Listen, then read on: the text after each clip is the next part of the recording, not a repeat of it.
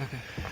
So I bought a ICP for my truck, injection control pressure sensor, off of Amazon for $12.99.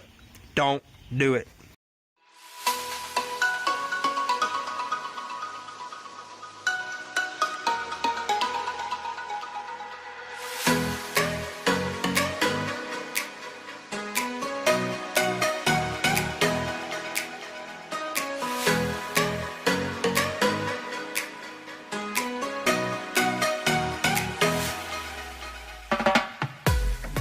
Lasted what, like 3 days? Well, tell them your symptoms. Oh, horrible. And it wasn't immediately, right? It took a little bit of time. It worked great for a couple of days. Right. And then it got to where you get up to 2,500, 3,000 RPMs pulling out in first gear, and it would not go to second. And it would finally just jerk your head off and slam right into second. What is that? The O-ring was rolled over on it too, so it had a cheap O-ring. It don't look like the diaphragm's busted like it's showing oil intrusion, but it definitely was giving a wrong reading and was messing up. You could tell by the O-rings. Look at this one. This is a Ford one, I believe. It's hard to say. I don't even know if Ford makes them, but anyway, it made my transmission act like it was about to come out. This one supersedes it. This says 180 something, 73. This one says 181 on whatever that SKU number is. Made in Mexico, so that's probably Ford. Yeah. Ford was manufacturing everything in Mexico. And this China. is straight up China, yeah, don't even specify. Wow. But yeah, the computer's gonna say when you start it up and once it's running and then you're in drive, it's going to be looking at the sensor to see if it matches what the computer wants. It's going to have a desired control pressure, and if it's off, it's going to be making all kinds of sporadic engine issues. I'm glad I did that before we went and dropped the pan on this thing. But yeah, it made my transmission feel like it was about to fall out. Oh, and also tell them the difference between an old body style and a Super Duty ICP bypass to like limp home. We unplugged mine in my old body style one time, and it drove fine, shifted fine, had plenty of power. Well, it bangs the gears. It bangs the gears a little harder. Home.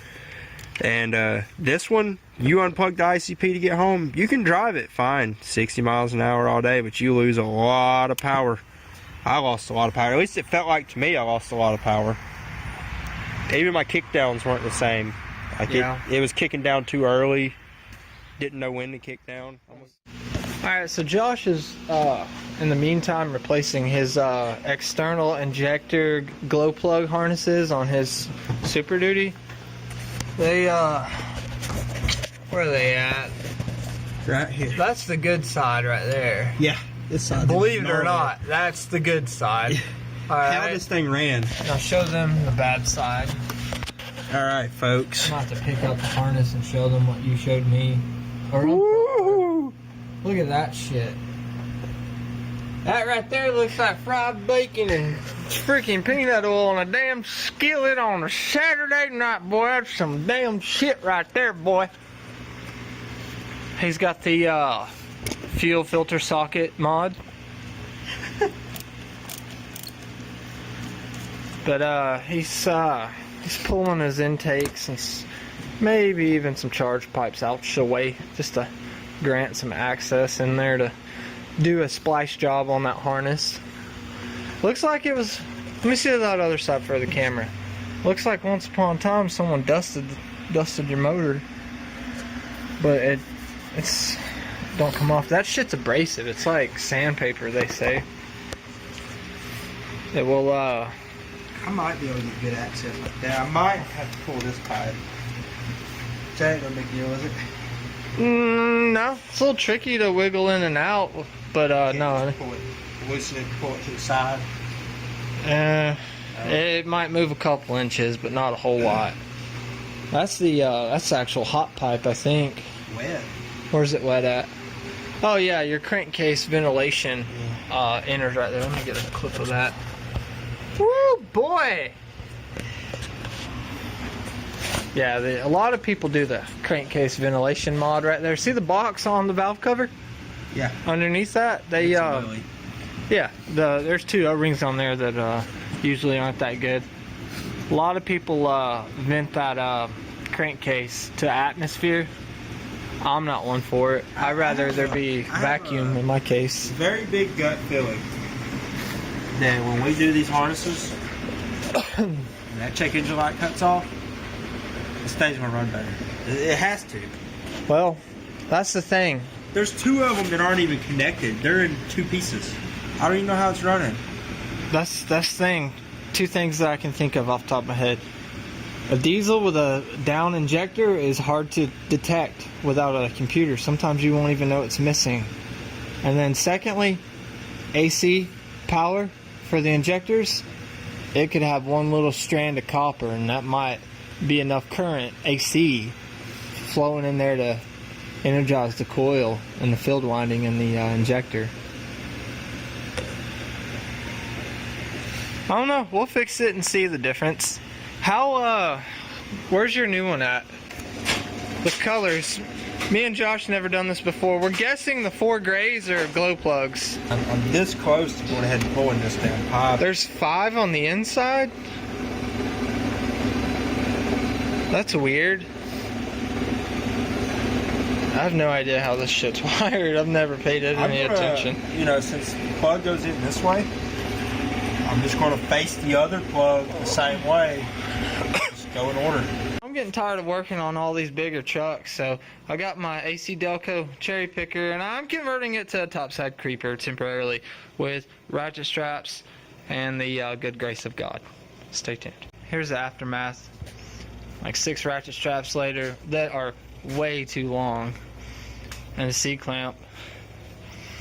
I think the topside creeper is a go.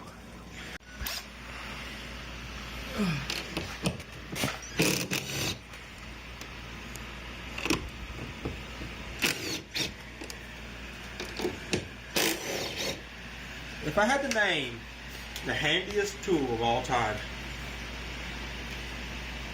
IR 3/8, 12 volt. This thing's amazing. Go out and get you one. It'll bust head bolts off that Snap-on won't.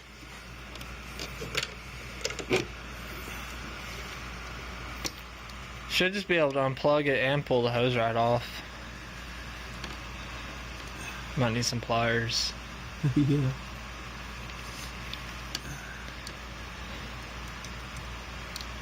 And get you some pliers. Oh,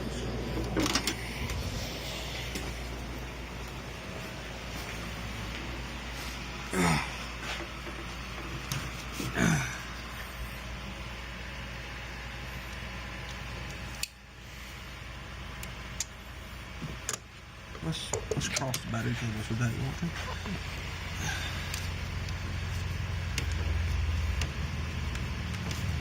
Damn.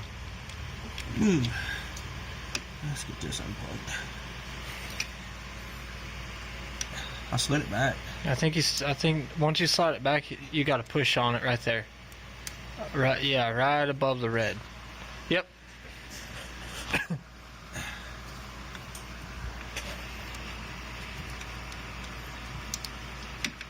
Well, my fingers must be slippery. There you go. I had to use my fingernail.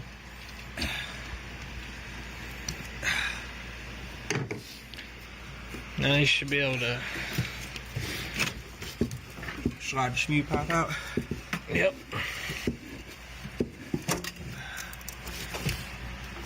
Oh, I dropped the charge clamp. Did that clamp hit the ground? Sure didn't. It's right there. Yep. Alright, now I got this. Somebody in the comments tell us why in the hell Ford Motorcraft oil caps do this.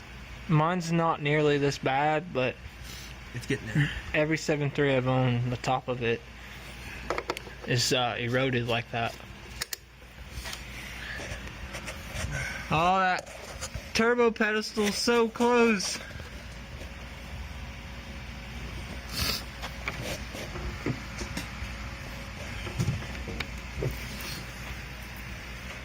Alright. You need a flat screwdriver now. I gotta get these hoses off right here. That'll break a fingernail. That is the wastegate actuator. Damn it, Bobby, they on there. Yeah, I think I just broke a nail. You should be able to just pull them right off, but the you can take the bolt off and set the whole bracket aside if you don't feel like pulling the lines off.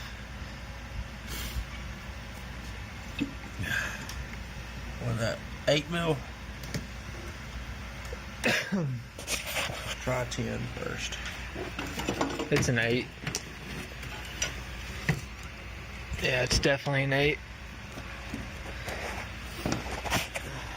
So this is the intake spider. We're just removing that so we can access the wiring harness in the valley better. We may even do some turbo pedestal rebuilds while we're in there. We have a whole rebuild kit for it. Josh ordered valve covers, turbo pedestal rebuild kit, H-pop, reseal kit, all kinds of shit. I always like to screw them back in so you don't lose them. My personal preference. Here, I'll take that. We might as well clean this while we got it out too. What do you say? I agree. The thing looks like it just... You don't see anything against your intake screens, do you? In your plenums? Clean. That's always a good idea to check. Make sure you ain't got nothing coming apart.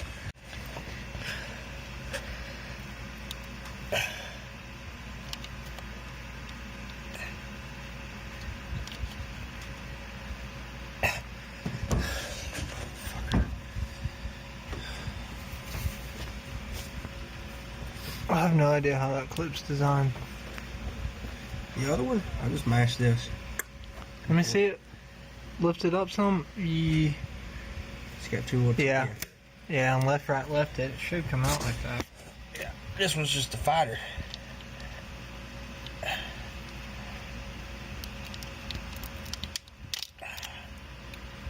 Is that oil in there? Sure does look like it, don't it?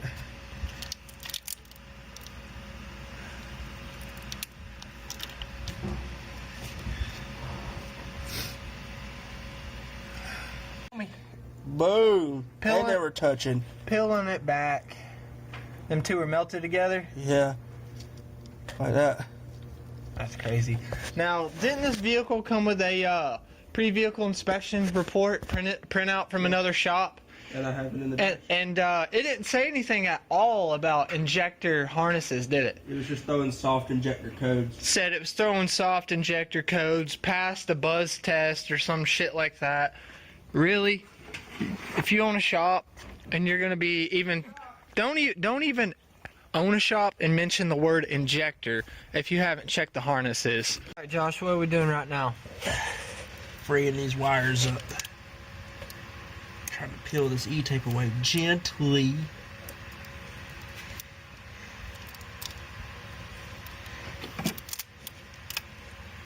It just shot me in the eye. She's a fighter.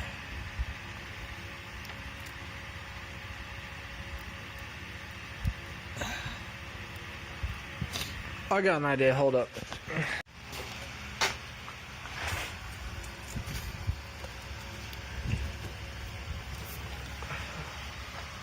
It's a mighty good idea.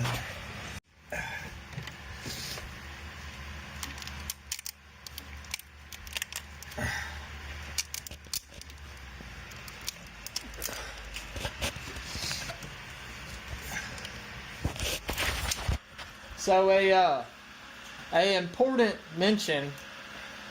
Take note when you see these injector harnesses that this engine ran perfectly fine on all 8 cylinders. The check engine light does come on intermittently, and that might be due to injection imbalances or something, but nothing we could pick up. it almost seemed like the more the check engine light would intermittently come on and off, it was just kind of ironic because the vehicle ran, to our acknowledgement, perfectly fine. Even though we knew there's some underlying issues that we have to correct, such as the EBPV, solenoid, the injection harnesses, a oil leak, but nothing really engine management, honestly, other than the injection harness. And he has been going through some ICP issues, as you saw earlier. But I think we put that new ICP in. I don't know if we did a follow-up on that or not, but it shifts fine now. The plug's been replaced. See the crimps? Yeah, I think I see red heat shrink or crimps or something, yeah. All of them, or just... Oh yeah, you're starting to catch on to all the splicing. That's why this one's in a lot better shape than that one. I'm willing to bet that one over there is original. It's in horrible shape. That's why this one's E-tape, that one's not. I think I have some wire loom around here somewhere. I'd rather see wire loom with a zip tie or a little bit of E-tape, not E-tape the whole dang harness. Yes, you probably are saying, what the hell is that? That is a piece of 12 gauge wire shimming his clutch. It works absolutely perfect. He has a new one in a box. We have not installed the new one because we have this one shimmed absolutely perfect. Meanwhile, until this one shits the bed, we're not going to mess with it. What Grandpappy teach us? Don't fix it if it ain't broke. That's right. You got it all blown, son. Do I? Yeah. How in the hell did I do that? Put the hose on the other side. Oh. You telling me this shop vac actually sucks? Yeah.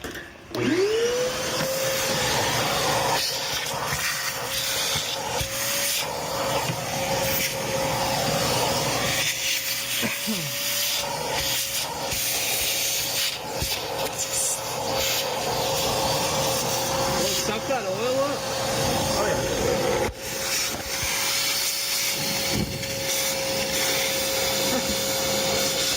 Get me through your life.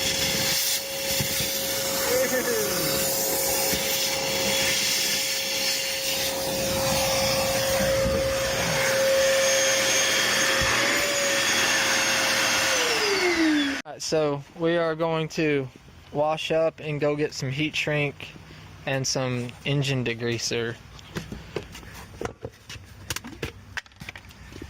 I'll hold the hose for you.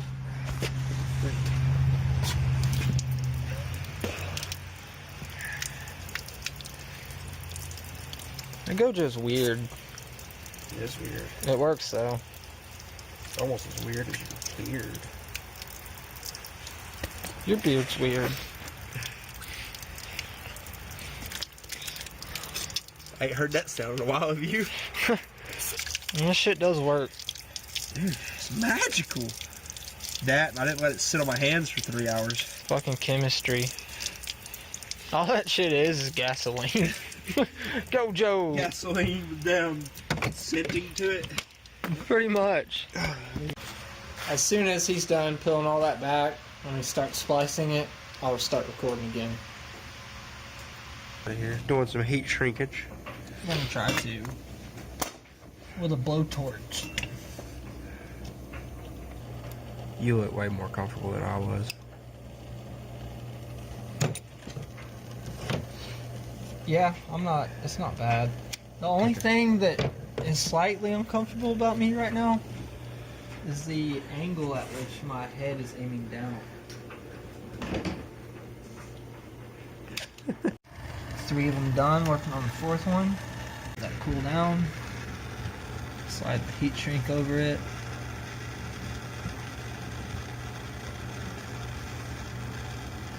This is fairly hot. Got it.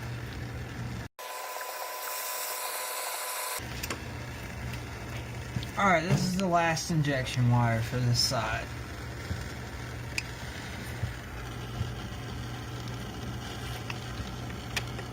These are nasty, man. They got chewed on? Oh, hey, Dylan.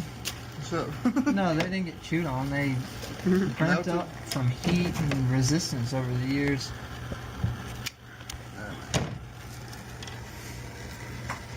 Piece of heat shrink. There's that on there. How do you like the overhead creeper? I sat there and grabbed onto it. I was like, dang, this thing's solid. It's like three ratchet straps and a clamp.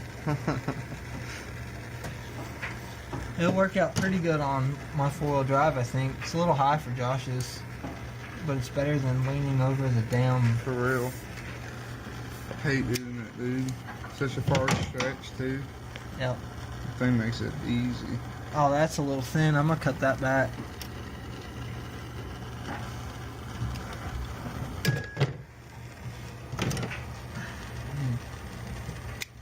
There we go. That's a lot better. Where's Josh at? He's putting a oil filter on. Oh, he's up under here. I thought I felt the truck moving and noise. How dirty's that oil filter, man? Oh, never mind. I was thinking the diesel filter. Put that in, crimp it, and after that all I gotta do is the glow plug wires.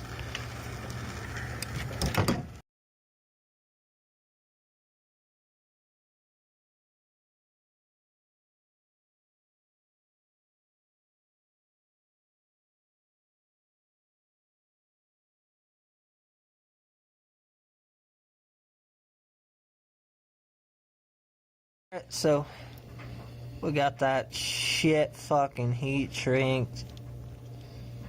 Wasn't too bad. I guess we're gonna put those together like that, going back into this main harness. Then we still got this side to do.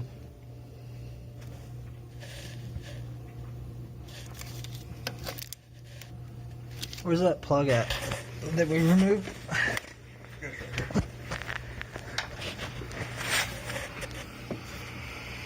Look at this shit. That looks horrible. Wires melted together. It's amazing this thing even ran. As good as it did. Yeah, these wires, they feel like shit. Look at Had a that. problem similar to that on 7.3 powerstroke last night. His was, it wouldn't accelerate. Usually, like when they're cold and they got bad wires like that, you start it up and it's just clacking on freaking four cylinders or something. Well, after several years of wiring, no, I'm just kidding. We got the, I believe what to be the glow plug wires, the injection wires. Josh did some research. You want to keep these separate. And then we got those. We got the splices right here and right here. Probably gonna come to a wrapping point tonight. Wrap it up, and tomorrow we'll probably pull that turbo off the pedestal and reseal the pedestal and all that with the kit that he has. Yeah, I mean that's We need really to- easy to. And do some vacuuming, yeah. The stuff we pulled off was easy. And you can see right here his exhaust back pressure solenoid clip is broken. We're gonna see if we can't maybe glue or zip tie something on there to keep that hooked up. We looked that sensor up. It is $249. $249 some odd dollars. Out So of my budget. yeah, for something that's not even necessarily Just delete it. gotta have in Georgia. Yeah,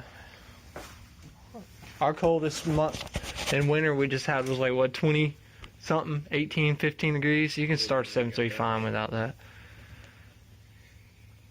So that's that.